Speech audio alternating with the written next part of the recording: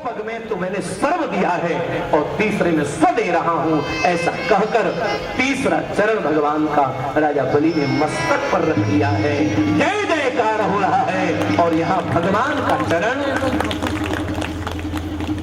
श्री ब्रह्मा जी धो रहे हैं कमंडल में, और वही चरण है जो ब्रह्मा ने आज कमंडल में धो लिया है। सुग्रीव भगवान कह रहे हैं, राजन आगे चल के जो वर्णन आया है बड़ा अद्भुत है। राजा बलि को भगवान ने सर्वस्व दिया है, क्योंकि राजा बलि ने भी सब कुछ दे दिया। ओहो, राजा बलि की आंखों से अश्रु चल रहे। भगवान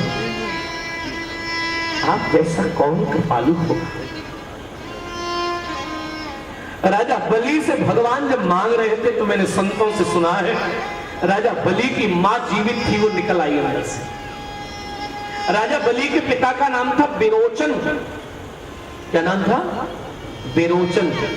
और राजा बलि के पिता की जब मृत्यु हुई तो राजा बलि की माता सती हो रही थी, लोगों ने उसे रोक दिया था। आज माता निकल आई, भगवान मांग रहे थे, माता एकदम रोकर बोली, भली भई मैं ना जरी, भली भई मैं ना जरी बैरोचन के साथ। अगर मैं जल जाती तो आज एक दृश्य नहीं देख पाती। कौन सा? भली भई मैं ना जरी बैरोचन के साथ, आज मेरे सुत के सामने आज प्रभु पसारे हाथ, मेरे सुत के सामने आज हरि पसारे। आज भगवान ने मेरे पुत्र के सामने विश्वंभर जो सबको देता है, आज उसने मेरे पुत्र से मांगा है, इसको मैं कैसे देख पाती। शुकाचार्य कहते हैं, राजन राजा बलि को भगवान बांध लिया है। आहा, विराट भगवान बने तो ब्रह्मा जी चरण धो रहे हैं और जामवंत जी परिक्रमा लगा रहे हैं। भगवान बहुत प्रसन्नता है लोगों में। सुग्रीव भगवान ने कहा है, राजन ऐसा दृश्य तो कभी देखा नहीं था। यहां पर राजा बलि के कल्याण के लिए स्वयं प्रहलाद जी पधारे हैं स्वर्ग से और भगवान से कहते हैं, प्रभु आपने बड़ी कृपा की, जैसे मेरे मुंह पर कृपा की थी वैसे ही मेरी संतान पर आपने कृपा की। प्रहलाद जी के पोते हैं राजा बलि, बहुत खुश हो। सुग्रीव भगवान कहते हैं, इसी स्कंद में आगे चलते सत्यव्रत नाम के मनु हुए और सत्यव्रत नाम के मनु ने एक सरोवर में मछली को देखा है, ले आए हैं, और ये मछली कोई और नहीं है, मेरे भगवान का मत्स्य अवतार है। मत्स्य पुराण भी है भगवान का। यहाँ सत्यव्रतु नाम के मनु की भगवान ने रक्षा की है। शुकाचार्य कहते हैं, राजन बड़ा अद्भुत दृश्य है। आगे चल के 9वें स्कंद में हम लोग प्रवेश करते हैं। शुकाचार्य कहते हैं, राजन नारायण के पुत्र हुए हैं ब्रह्मा, और ब्रह्मा के पुत्र हुए मरीचि, मरीचि के पुत्र हुए कश्यप, कश्यप के ही पुत्र हुए सूर्य, और सूर्य के एक नाम है विवस्वमान, और सूर्य का वास्तविक नाम तो विवस्वमान ही है। इसी सूर्य वंश में आगे चल के वर्णन है, एक सरयाती नाम के राजा हुए हैं। इसी वंश में आगे नभग हुए हैं, नभग के नाभाग हुए हैं, आगे अम्बरीश हुए हैं, दिलीप हुए हैं, अज हुए हैं, सगर हुए हैं, और आगे चल के इसी वंश में भगवान राम जी का जन्म हुआ है। 9वें स्कंद में भगवान राम के जन्मोत्सव की बड़ी पवित्र कथा है। सुग्रीव स्वामी ने परीक्षित को सुनाई है। शुकाचार्य कहते हैं, राजन 9वें स्कंद में भगवान श्री राम का बहुत सुंदर भाव से, मैं वर्णन इसलिए नहीं करूंगा क्योंकि आज हमको अपने ठाकुर जी को भी तो प्रकट करना है। और कई लोग तो आज इसी तैयारी में आए, लाला प्रकट होगा, लाला प्रकट होगा। तो आज हमारे ठाकुर भी प्रकट होंगे, आप लोग प्रेम से उनका आनंद भी मनाएंगे। तो शुकाचार्य कहते हैं राजन, आगे चल के वर्णन आता है, अथातः वंश वर्णन में बड़ी सुंदर चर्चा की है। अथातः राजन, सोम सूर्य दोनों वंशों का, तो चंद्रवंश का जरा वर्णन करो। शुकाचार्य बता रहे हैं राजन, चंद्रवंश में एक राजा हुए हैं गाधी, और गाधी के हुए हैं विश्वामित्र, और इसी वंश में आगे चल के एक राजा हुए हैं नहुस। नहुस के 6 पुत्र हुए, यति, ययाति, संयाति, आयाति, बेयाति और कृति। और इन्हीं ययाति के वंश में हुए हैं यदु, और यदु के यहाँ के वंश में हुए भगवान कृष्ण। और सुखदेव जी ने एक बात और कह दी धीरे से, राजन ये जो ययाति नाम के जो राजा थे ना, ये खुद तो थे क्षत्रिय, लेकिन इनका विवाह हुआ ब्राह्मणी से। सुखदेव स्वामी से परीक्षित ने पूछा, माई बाप ब्राह्मणी से विवाह क्यों हुआ, ये तो बता दीजिए। बता रहे राजन, राजन बृहस्पति नाम के राजा की बेटी थी जिसका नाम था शर्मिष्ठा, और बृहस्पति के गुरु थे शुक्राचार्य। शुक्राचार्य की बेटी का नाम था देवयानी। तो एक बार हुआ क्या कि राजा की बेटी और गुरुजी की बेटी ये दोनों साथ साथ स्नान करने गई। तो एक सुंदर सरोवर पर दोनों स्नान कर रही थी। वहां होके भगवान शंकर जा रहे थे, एक भूल हो गई। भगवान शंकर जैसे ही निकले तो राजा की जो बेटी थी ना, इसका नाम था शर्मिष्ठा, वो शर्मिष्ठा ने धोखे से देवयानी के वस्त्र पहन लिए, धोखे से पहन ली। और इतनी देर में देवयानी आई, तो देवयानी बोली, तुमने मेरे कपड़े कैसे पहने, मैं ब्राह्मण हूं। तो शर्मिष्ठा ने कहा, बहन मुझसे अपराध हुआ, लेकिन मैंने जानबूझ के नहीं किया है। देखो ध्यान देना, मैंने जानबूझ के नहीं किया, ये तो धोखे से अपराध हुआ है। बोले नहीं तुम पहने ही कैसे? तो शर्मिष्ठा ने कहा, बहन मैं क्षमा मांग लूं, एक काम कर तू मेरे पहन ले। नहीं नहीं मैं तुझे क्षमा नहीं करूंगी। और देखो थोड़ा अभिमान था, क्योंकि गुरु की बेटी थी ना, तो एकदम बोलने लगी, तेरा पिता है ना, मेरे बाप के पैर छूटा, तुझे शर्म नहीं आती? और 1 घंटे बोलती रही तो थोड़ा राजा का ब्लड था, उसको भी थोड़ा गुस्सा आ गया। शर्मिष्ठा बोली, तेरा बाप भले ही कितना भी बड़ा महान है, लेकिन मेरे बाप की रोटियों पर पल रहा। तो देखो बढ़ गया है? और माताओं में जब लड़ाई होती है ना, तो बड़ी गहरी गहरी बात निकाल के लाती है। और झगड़े में तो ऐसे लड़ती है जैसे जैसे अखबार पढ़ रही हो, द्वारा प्रभाव बिल्कुल। गुस्से में बोलती चली गई। परिणाम क्या हुआ? इसलिए प्रेमियों ध्यान रखना, दुनिया के हर हथियार का घाव ठीक हो सकता है, जीव का घाव कभी ठीक नहीं होता। किसी को जीव की पीड़ा मत दे। आज जैसे ही कहा कि देवयानी तेरा बाप मेरे बाप के टुकड़ों पे पलता है, तो देवयानी को भी गुस्सा आया। बोले देख जरा सोच की बात करना। एक दिन शर्मिष्ठा को क्रोध आया, देवयानी को धक्का दिया, देवयानी कुएं में गिर गई। अब देवयानी तो कुएं में पड़ी रही, ध्यान से सुनना। और यहां से महाराज ययाति नाम के राजा जा रहे थे। ये ययाति नाम के राजा किसी कन्या के रोने की आवाज सुनी, तो देवयानी को कुएं से निकाला है। कुएं से हाथ पकड़ के निकाला और छोड़ के चल दिए। तो देवयानी ने कहा, कहां जा रहे हो? ययाति ने कहा, मैंने तुम्हें बचा दिया, यही मेरा धर्म है। देवयानी बोली, लेकिन सनातन धर्म में अगर कोई पुरुष किसी स्त्री का हाथ पकड़ ले तो फिर वो जीवन भर उसी की हो जाती है। महाराज ययाति ने कहा, तो फिर निकालना भी अपराध हो गया क्या हमसे? नहीं महाराज, अब तो मैं आपकी हो गई। तो इधर तो देवयानी और ययाति का विवाह हुआ, और इधर महाराज बृहस्पति को पता लगा, उनके बेटा कच्छ विद्या लेने आए तो उसको सांप लगा था, देवयानी को सांप वही देके गया कच्छ। तो आज यहां पता लगा है किसको, शुक्राचार्य जी को। शुक्राचार्य जी ने देखा मेरी बेटी को कुएं में डाला है, इसलिए शुक्राचार्य नगरी छोड़कर जाने लगे। राजा चरणों में गिर गया बिस्तर, बृहस्पति चरणों में गिरकर बोला, माई बाप, राजा गुरु ने अगर त्याग कर दिया तो राजा बच नहीं पाएगा, इसलिए महाराज त्याग मत करो।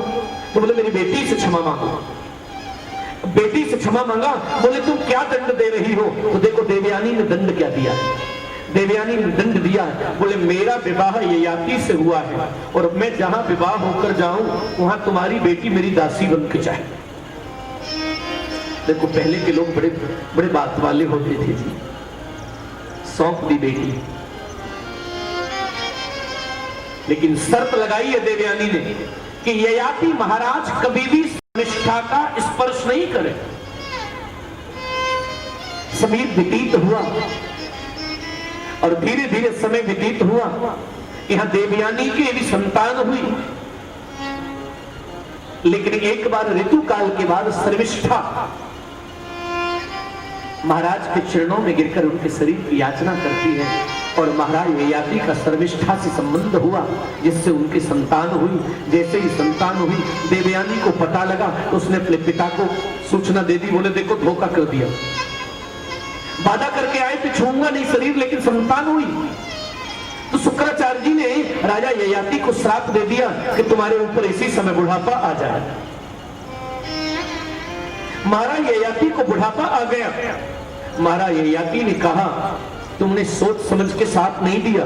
बोले क्यों? बोले मुझ पर बुढ़ापा आया तो तुम्हारी बेटी का ही अमंगल होगा। शुक्राचार्य जी ने विचार किया और थोड़ी देर बाद कहा बुढ़ापा तो रहेगा लेकिन एक शर्त पर बच सकते हो। बोले क्या? अगर तुम्हारा कोई बेटा तुमको अपनी जवानी दे दे तो हम ट्रांसफर कर सकते हैं। तो बड़े वाले बेटे से कहा, बोले तुम अपनी जवानी हमें दे दो। तो बेटे ने कहा तुमका कोई पागल है। दूसरे बेटे से कहा, तीसरे से कहा, सबसे कहा। छोटा वाला बेटा था, नाम था पुरु। इस पुरु नाम के पुत्र से आकर कहा बेटा मुझे तेरी युवा आयु चाहिए। तो पुरु ने कहा पिताजी तुरंत दूंगा। किसी ने कहा पुरु से क्यों? पुरु ने कहा शरीर तो माता पिता का ही दिया हुआ है, अगर वो माता पिता के काम नहीं आया तो शरीर का मूल्य ही क्या है।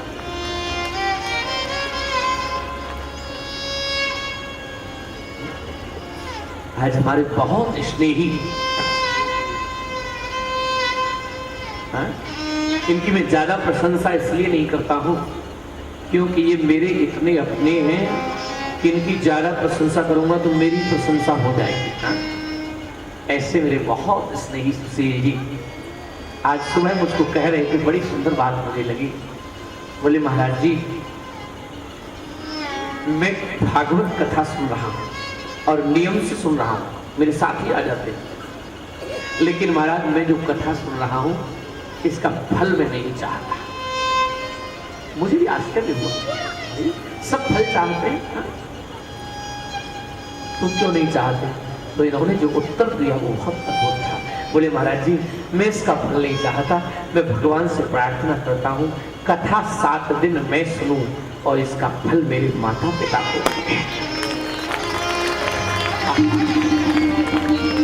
भगवान राम कहते हैं कि कैसे माँ तनय मातु पितु तो सनिहारा, तनय मातु पितु तो सनिहारा।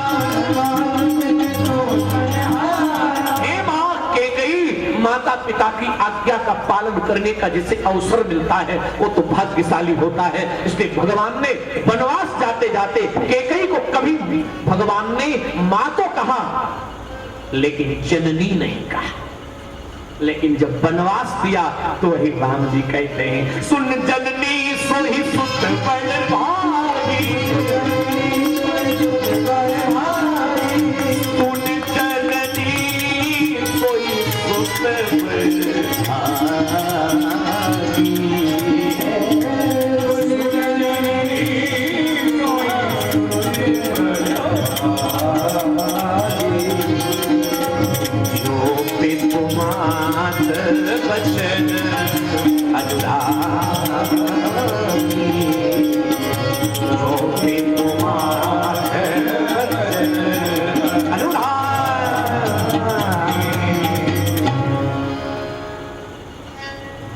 संतान भाग्यशाली है जिसे माता पिता की सेवा का अवसर मिलता है। अगर तुम माता पिता की सेवा नहीं कर रहे हो तो सावधान हो जाना, तुम तो सेवा ही नहीं कर रहे हो, लेकिन तुमको तो रोटियों की भी कमी आने वाली है। बचपन में मैं एक कथा में सुन रहा था कि कोई बहू अपनी सासू माँ जब बूढ़ी हो गई तो उसको कुल्हड़ में रोटी देती थी। मिट्टी का कुल्हड़ में उसको रोटी सब्जी डाल के ले खा ले, कौन साफ करेगा फिर। तो उस बहू की बहू जब घर में आई तो उसने देखा कि मेरी दादी सासू को, मेरी सासू कुल्हड़ में रोटी देती है। तो उस बहू ने एक दिन सासू ने कहा कि वो बुढ़िया पड़ी है ना, उसको कुल्हड़ में रोटी देकर आओ, जाओ। तो जो पुत्र वधू थी वो थोड़ी संस्कारी थी, परिवार की, वो गई और कुल्हड़ में रोटी खिलाई उसने दादी माँ को, और कुल्हड़ लाके अलमारी में जमा कर दिया। तो सासू ने कहा नहीं नहीं, ये जमा करना नहीं, फेंकना, डिस्पोजल, इसको तो फेंक दे, इसको जमा क्यों कर रही है। तो जो बहू थी बोली माँ इसलिए जमा कर रही हूं, तू बूढ़ी होगी तब तक कुल्हड़ का रेट बहुत बढ़ जाएगा, इसलिए इसी को धोकर के काम। सावधान।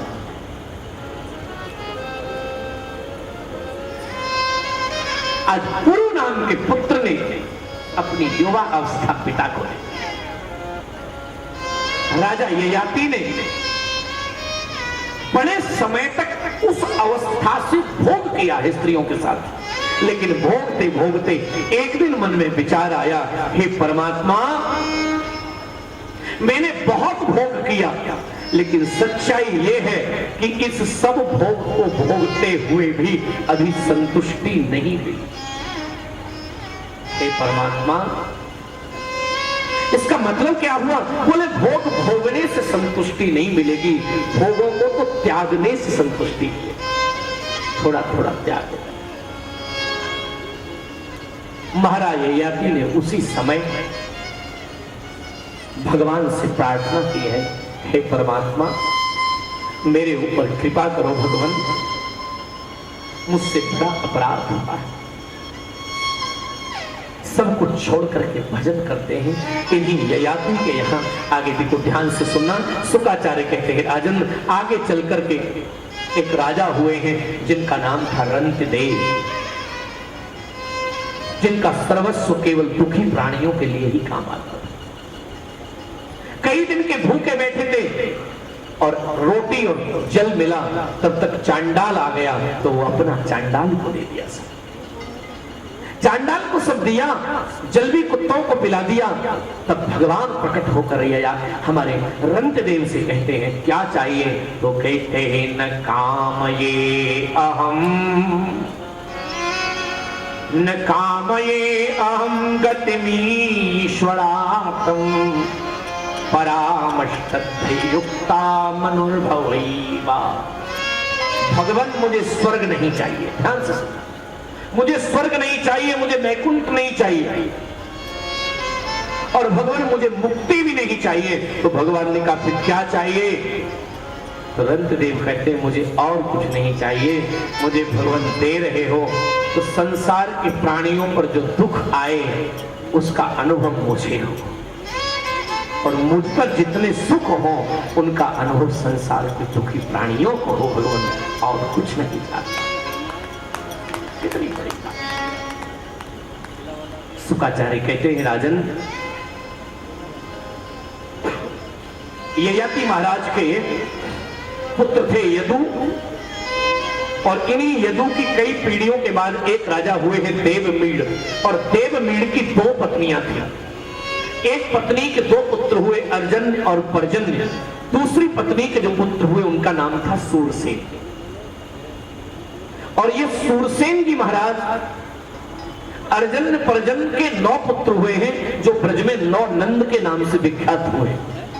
और सूरसेन जी महाराज के पुत्र हुए हैं जिनका नाम हुआ है वसुदेव। अब थोड़ा भूमिका बन रही है उस प्रसंग की जिसकी तरफ आपको ले चल रहा है। और वसुदेव जी महाराज की जो पत्नियां हैं वो 7 हैं, और 7 पत्नियों के देखो एक ही श्लोक में नाम आ जाएंगे। कि गौरवी रोहिणी भद्रा,